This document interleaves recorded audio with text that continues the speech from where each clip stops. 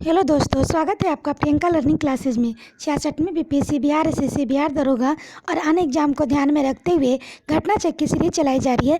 इसके अंतर्गत भारतीय इतिहास के आधुनिक भारत के क्वेश्चन का रिवीजन करवाया जा रहा है ताकि एग्जाम में आपका कोई क्वेश्चन न छूटे। तो चलिए हम लोग देखते हैं आधुनिक भारत के क्वेश्चन। आज का टॉपिक है आधुनिक इतिहास के विविध के बारे में। पहले हम लोग इसका नोट्स देखते हैं। 19वीं शताब्दी में रूस देश का भारत की ओर से विस्तार का डर एंग्लो अफगान संबंध का आधार था। रूस एवं ईरान तत्कालिक फारस के मध्य हुई तुर्कोमिन चाय की संधि 1888 के पश्चात रूस के बढ़ते प्रभाव से अंग्रेज घबरा गए। इंग्लैंड के विशेषज्ञों ने भारत संकट में है का नारा लगाया। अब एक वैज्ञानिक सीमा की खोज आरंभ हुई। उत्तर पश्चिमी दर्रे भारत के प्रवेश द्वार की चाबी थे। यह सोचा गया कि अफगानिस्तान को एक मित्र या समर्थक शासन के अधीन होना चाहिए। यही एंग्लो अफगान संबंधों का आधार बना। 19वीं शताब्दी में उड़ीसा अकाल 1866 से 67 में भीषण रूप धारण किया। 1865 ईस्वी में सूखा पड़ा और 1866 में उड़ीसा, मद्रास, उत्तरी बंगाल और बिहार में अकाल पड़ा। नेक्स्ट हम लोग देखते हैं अकाल की भीषणता उड़ीसा में अधिक थी। पहली बार इतने व्यापक स्तर पर जन क्षति हुई। अनुमान है कि लगभग 13 लाख लोग उड़ीसा में ही मृत्युग्रस्त हो गए। इस अकाल को प्रकोप का समुद्र सी ऑफ कैमिलिटी कहा गया। उड़ीसा अकाल भारतीय अकालों के इतिहास के निर्णायक सिद्ध हुआ क्योंकि इसके पश्चात सर जॉर्ज कैंपबेल की अध्यक्षता में एक समिति नियुक्त की गई। पिंडारियों का दमन लॉर्ड हेस्टिंग्स ने किया। वस्तुतः पिंडारियों का पहला उल्लेख मुगलों के महाराष्ट्र पर 1889 ईस्वी में आक्रमण के समय आता है। बाजीराव प्रथम के काल में यह अवैतनिक रूप से मराठों की ओर से लड़ते थे और केवल लूट में भाग लेते थे। 19वीं शताब्दी के आरंभिक वर्षों में पिंडारियों के 3 प्रमुख नेता थे, चीतू, बासिल मोहम्मद तथा करीम खां। नेक्स्ट है 7 जुलाई 1896 को बम्बई के वाटसन होटल में मार्वन ऑफ द सेंचुरी के नाम से लियोमनेरे बंधुओं फ्रांस द्वारा भारत का पहला सिनेमा शो आयोजित हुआ था। गांधी एवं तिलक दोनों ने ही भारत के व्यापारिक दौरा कर सामाजिक उत्थान का कार्य किया। तिलक प्रथम राष्ट्रवादी नेता थे जिन्होंने जनता के निकट संबंध स्थापित करने का प्रयत्न किया। इस दृष्टि से महात्मा गांधी के अग्रगामी थे। जीबी मालवंकर जो वर्ष 1946 में सेंट्रल लेजिस्लेटिव असेंबली के अध्यक्ष बने थे, ऐसे प्रथम थे जिन्होंने औपचारिक विग त्याग कर गांधी टोपी पहनकर सदन की अध्यक्षता की थी। नेक्स्ट है इस संदर्भ में अंग्रेजों द्वारा प्रश्न पूछे जाने पर उन्होंने कहा था, आपकी विग इस गर्म जलवायु के अनुकूल नहीं है। वे लोकसभा के प्रथम अध्यक्ष भी बने। प्रख्यात संविधानविद डॉक्टर भीमराव अम्बेडकर का जन्म 1891 में के मध्य महू में हुआ था। उनकी मृत्यु 6 दिसंबर 1956 को हुई। मरणोपरांत उन्हें भारत रत्न से सम्मानित किया गया। गुरुदेव संज्ञा प्रसिद्ध साहित्यकार एवं नोबेल पुरस्कार विजेता रविन्द्रनाथ टैगोर को प्रदान की गई। रविन्द्रनाथ टैगोर का जन्म कलकत्ता नगर 7 मई 1861 को श्री देवेंद्र नाथ टैगोर और शारदा देवी के 14वें बालक के रूप में हुआ था। वे वर्ष 1901 में उन्होंने शांति निकेतन में एक विद्यालय प्रारंभ किया जो 1921 में विश्व भारती के नाम से विख्यात विश्वविद्यालय में परिवर्तित हो गया। वर्ष 1913 में उन्होंने गीतों का पुस्तिका गीतांजलि के साहित्य के लिए नोबेल पुरस्कार से पुरस्कृत किया गया। गुरुदेव रविन्द्रनाथ टैगोर को महान प्रहरी महात्मा गांधी ने कहा था। नेक्स्ट हम लोग देखते हैं। नेक्स्ट है गांधी जी का मानना था कि वे भारत के स्वतंत्रता संघर्ष के पीछे नैतिक बल प्रदान करते थे। जय जवान जय किसान का प्रसिद्ध नारा भारत के भूतपूर्व प्रधानमंत्री लाल बहादुर शास्त्री ने दिया था। भारत छोड़ो आंदोलन जो 9 अगस्त 1942 को प्रारंभ हुआ था के समय महात्मा गांधी ने कहा था, आज़ादी हमारी पहुंच के अंतर्गत है, इसे कसकर पकड़ना चाहिए। नेक्स्ट है पंडित जवाहरलाल नेहरू ने स्वतंत्रता के पश्चात यह कहा था, प्रत्येक वस्तु प्रतीक्षा कर सकती है परंतु कृषि नहीं। ये फैक्ट को याद रखेंगे, यहाँ से एग्जाम में क्वेश्चन बनता है। पंडित जवाहरलाल नेहरू ने स्वतंत्रता के पश्चात कहा था, प्रत्येक वस्तु प्रतीक्षा कर सकती है परंतु कृषि नहीं। जवाहरलाल नेहरू ने जीवनीकार फ्रेंच मॉरिस लॉर्ड माउंटबेटन 1948 से 48 ने भारत विभाजन के लिए मोहम्मद अली जिन्ना को उत्तरदायी ठहराया था। अगस्त 1923 में संपन्न बनारस हिंदू महासभा के अधिवेशन की अध्यक्षता पंडित मदन मोहन मालवीय द्वारा की गई थी। इसमें लगभग 1500 प्रतिनिधियों ने भाग लिया, जिसमें सनातनी हिंदू, जैन, बौद्ध, सिख और पारसी भी सम्मिलित थे। ब्रिटिश भारत के भूतपूर्व उत्तर पश्चिमी सीमा प्रांत के पेशावर जिले अब पाकिस्तान में है एक गांव में जन्मे अब्दुल गफ्फार खां सामंत, सीमांत गांधी, बादशाह खां, अखबार आदि के नाम से जाने जाते हैं। इन्होंने वर्ष 1987 में भारत रत्न की उपाधि से सम्मानित किया गया। डॉक्टर पट्टाभी सीतारामैया प्रमुख राष्ट्रवादी और भारतीय राष्ट्रीय कांग्रेस के सरकारी इतिहासकार थे। वे व्यवसाय से चिकित्सक थे। वर्ष 1989 में सुभाष चंद्र बोस से कांग्रेस अध्यक्ष पद का चुनाव हार गए थे। वर्ष 1929 में भारत सरकार ने भारतीय श्रम पर एक राजकीय आयोग की नियुक्ति की घोषणा की। J.L. विस्ली के इसके अध्यक्ष हुए। इस आयोग का उद्देश्य भारत के औद्योगिक कार्यशालाओं और बागानों में श्रम की वर्तमान परिस्थितियों, कार्यकर्ताओं के स्वास्थ्य, क्षमता और जीवन की स्थिति तथा नियुक्तियों के बीच संबंध की सिफारिश करना था। बंगाल दुर्भिक्ष का वर्ष 1943 है। इस दुर्भिक्ष से बंगाल में एक अनुमान के अनुसार 1.5 मिलियन से 4 मिलियन लोग मारे गए थे। शीत युद्ध काल में विश्व स्तर पर शांति एवं पारस्परिक सहयोग की स्थापना करने के लिए भारत के प्रथम प्रधानमंत्री जवाहरलाल नेहरू द्वारा गुट निरपेक्षता का सिद्धांत प्रस्तुत किया गया। नेहरू तथा भारत की नीति मुख्य रूप से यही रही कि शांति, निःशस्त्रीकरण और जातीय समानता का पक्ष लिया जाए तथा अंतर्राष्ट्रीय स्तर पर सहयोग दिया जा ताकि अंतर्राष्ट्रीय झगड़े शांतिपूर्ण सुलझाए जा सके। ध्यातव्य है कि भारत के प्रधानमंत्री पंडित जवाहरलाल नेहरू, मिस्र के राष्ट्रपति कर्नल नासिर और युगोस्लाविया के राष्ट्रपति मार्शल टीटो के सहयोग से विश्व में तीसरी शक्ति के रूप में युगोस्लाविया की राजधानी गुट निरपेक्ष अवलोकन का गठन किया गया। गुट निरपेक्ष देशों का प्रथम शिखर सम्मेलन सितंबर 1961 में बेलग्रेड में आयोजित किया गया। नेक्स्ट है 15 अगस्त 1947 के बाद भारत का गोवा भाग पुर्तगाल के अधीन बना रहा। अमेरिका ने वर्ष 1955 के पुर्तगाल के इस दावे का समर्थन किया कि गोवा पुर्तगाल का ही एक प्रदेश है। उसने भारत की तब तक आलोचना की जब तक 14 वर्षों तक धैर्य रखने के बाद वर्ष 1961 में उसने गोवा की फौज भेजकर मुक्त करा लिया। भारत के प्रथम प्रधानमंत्री पंडित जवाहरलाल नेहरू समाजवाद के साथ साथ ब्रिटिश उदारवाद एवं महात्मा गांधी के विचारों से भी प्रभावित थे। वे जर्मन राष्ट्रवाद के किंचित मात्र भी प्रभावित नहीं थे।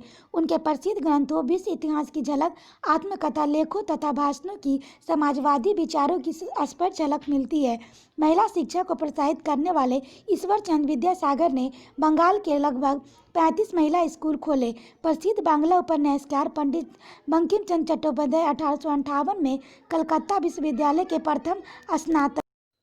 नेक्स्ट हम लोग देखते हैं अब्दुल कलाम आज़ाद देववंश से संबंधित हैं। उन्होंने अल नवदा का प्रकाशन किया। वे वर्ष 1940 से 46 तक कांग्रेस के अध्यक्ष रहे। इंडिया मीन्स फ्रीडम उनकी प्रसिद्ध पुस्तक है। स्वाधीन भारत के प्रथम औद्योगिक नीति का प्रतिपादन 6 अप्रैल 1948 के औद्योगिक नीति प्रस्ताव में किया गया। इस नीति में पहली बार देश के लिए मिश्रित अर्थव्यवस्था की संकल्पना की गई। इसके अंतर्गत सार्वजनिक तथा निजी क्षेत्र का विभाजन किया गया और दोनों क्षेत्रों के लिए अलग अलग उद्योगों का निर्धारण किया गया। भारत में सर्वप्रथम केरल में वर्ष 1957 में साम्यवादी सरकार की स्थापना हुई थी। नेहरू गांधी जी के सत्य, अहिंसा और अस्पृश्यता जैसे राजनैतिक और सामाजिक सिद्धांतों के अनुयायी थे, जबकि कई आर्थिक सिद्धांतों पर दोनों में गहरे मतभेद थे। जहां भारत के आर्थिक विकास के लिए गांधी जी ने लघु तथा कुटीर उद्योगों के विकास पर बल दिया, वहीं नेहरू जी ने भारी औद्योगिकरण के पक्षपोषक थे। द्वितीय विश्व युद्ध के पश्चात ब्रिटिश प्रधानमंत्री बने क्लीमेंट एटली ने कहा था कि डोडो एक विलुप्त पक्षी की भांति साम्राज्यवाद देवगंत हो चुका है। प्रथम अणुबम विस्फोट 6 अगस्त 1945 को द्वितीय विश्व युद्ध के दौरान अमेरिका ने जापान के हिरोशिमा शहर में किया था। इसके बाद 9 अगस्त 1945 को दूसरा अणु विस्फोट जापान के ही नागासाकी शहर पर किया गया। इन दोनों विस्फोटों के परिणाम स्वरूप जापान ने 15 अगस्त 1945 को संयुक्त शक्तियों के समक्ष आत्मसमर्पण कर दिया था। फ्रांसीसी क्रांति 1789 ईस्वी में फ्रांस में हुई। यह क्रांति सामंतवाद, वर्गीय विशेषाधिकार, भ्रष्ट नौकरशाही और निरंकुश और अयोग्य राजतंत्र के विरुद्ध मध्यम वर्ग के विरोध था। भारत के प्रथम प्रधानमंत्री जवाहरलाल नेहरू की मृत्यु चौथी पदाब्दी 1947 से 1952, 1952 से 1957, 1957 से 62, 1962 से 1954 के दौरान 27 में 1964 को हुई। नेक्स्ट फैक्ट देखते हैं। जवाहरलाल नेहरू संसद सदस्य के रूप में इलाहाबाद और प्रयागराज के फूलपुर सदस्यीय क्षेत्र में प्रतिनिधित्व करते थे। भारत के प्रथम गैर कांग्रेसी प्रधानमंत्री जनता पार्टी के मोरारजी देसाई थे, जो 24 मार्च 1977 को इस पद पर नियुक्त हुए। उन्होंने गुजरात के सूरत संसदीय क्षेत्र का प्रतिनिधित्व किया। राष्ट्रीय गीत वंदे मातरम की रचना बंकिम चंद्र चटर्जी ने मूलतः संस्कृत और बंगाली दोनों भाषाओं के मिश्रित प्रयोग से की थी। यह उनके उपन्यास आनंद मठ में संकलित है। 1971 में भारत पाक युद्ध और बांग्लादेश के स्वतंत्रता के बाद इंदिरा गांधी और पाकिस्तान के नवनिर्वाचित प्रधानमंत्री जुल्फिकार अली भुट्टो के बीच जुलाई 1972 में शिमला समझौता हुआ। वर्ष 1999 के कारगिल विवाद के दौरान भारत ने पाकिस्तान के विरुद्ध सफल सैन्य कार्रवाई की थी, जिसे ऑपरेशन विजय की संज्ञा दी गई थी। नेक्स्ट है, भारत के भूतपूर्व प्रधानमंत्री स्वर्गीय चौधरी चरण सिंह की स्मृति में प्रति वर्ष 23 दिसंबर को कृषक दिवस मनाया जाता है। काफ़ी इंपॉर्टेंट है, एग्जाम में आ सकता है, ध्यान रखेंगे। प्रथम अखिल भारतीय समाजवादी युवा कांग्रेस कलकत्ता वर्तमान कोलकाता में 27 दिसंबर 1928 को संपन्न हुई थी। इस कांग्रेस की अध्यक्षता पंडित जवाहरलाल नेहरू ने की थी। नेक्स्ट देखते हैं। अलीपुर सेंट्रल जेल कोलकाता में स्थित है। इसकी स्थापना वर्ष 1910 में की गई थी। ब्रिटिश राज के समय यहाँ राजनीतिक बंदियों को रखा जाता था। हैदराबाद रियासत में सैनिक कार्रवाई के दौरान ऑपरेशन पोलो चलाया गया था। यह ऑपरेशन 13 से 18 सितंबर 1948 के मध्य चलाया गया था। पश्चिम बंगाल राज्य का सचिवालय भवन राइट्स बिल्डिंग के नाम से जाना जाता है। कोलकाता स्थित इसी भवन में पश्चिम बंगाल के मुख्यमंत्री कार्यालय स्थित है। इस भवन के वास्तुविद थॉमस लियोन थे। इसका निर्माण मूलतः ब्रिटिश ईस्ट इंडिया कंपनी के जूनियर सर्वेंट राइट्स के लिए 1777 ईस्वी में किया गया था। कार्ल मार्क्स ने वर्ग संघर्ष की प्रक्रिया को द्वंद्वात्मक भौतिकवाद के सिद्धांत से मदद से समझाया है। नेक्स्ट है, मार्क्स के विचार में ऐतिहासिक प्रक्रिया में प्राचीन समाज के आधार दास्ता समाज, सामंतवादी समाज का आधार भूमि और मध्यवर्गीय समाज के आधार नगद पूंजी है। यही उसकी इतिहास का भौतिकवादी व्याख्या है। इसके अनुसार समाज का इतिहास आर्थिक कारणों के निर्धारण होता है, जिसके मूल में वर्ग संघर्ष द्वंद्व होता है। वर्तमान में सर्वाधिक प्रचलित कैलेंडर ग्रेगोरियन कैलेंडर है। यह लगभग संपूर्ण विश्व में प्रयुक्त होता है। फाल्गुन गांग विश्वास तथा प्रथा का एक प्रथा व्यवस्था है, जो चीन में ली जोंगी द्वारा वर्ष 1992 में स्थापित की गई थी। मदर टेरेसा का जन्म अल्बानिया में वर्ष 1910 में हुआ था। 18 वर्ष की आयु में उन्होंने एक मिशनरी की सदस्यता ग्रहण कर ली थी। यह 1929 में भारत आई और यहीं पर रहकर उन्होंने कोलकाता के लोरेटो कन्वेंट स्कूल में अध्यापन किया। 5 सितंबर 1997 को उनकी मृत्यु के समय उन्हें भारत की नागरिकता प्राप्त थी। फतेह सिंह राठौर को टाइगर मैन के उपनाम से जाना जाता है। इंपॉर्टेंट है, ध्यान रखेंगे। नेक्स्ट है, विश्व की प्रथम महिला प्रधानमंत्री होने का गौरव श्रीमान्बो भंडारनायके श्रीलंका को प्राप्त है। 10 डाउनिंग स्ट्रीट ब्रिटिश प्रधानमंत्री की सरकारी आवास का नाम है। यह ब्रिटेन की first Lord of the treasury अर्थात प्रधानमंत्री का निवास है। यह लंदन के वेस्टमिनिस्टर सिटी में स्थित है। चीन के तिब्बत पर वर्ष 1959 में कब्जा किया गया था, जिसे तिब्बत की स्वायत्तता समाप्त हो गई।